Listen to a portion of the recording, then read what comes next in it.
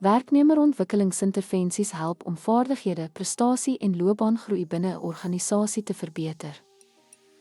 Opleidingsprogramme bied tegniese en sagte vaardigheidsontwikkeling. Afrigting en mentorskap bied persoonlike loopbaanleiding.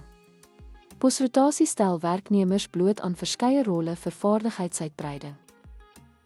Leierskapsontwikkelingsprogramme berei werknemers voor vir bestuursposisies. Opvolgbeplanning verseker kontinuïteit in leierskapsrolle.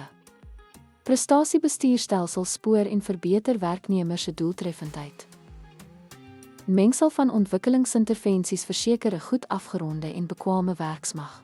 Organisasies trek voordeel uit verbeterde werknemerbetrokkenheid, retensie en produktiwiteit.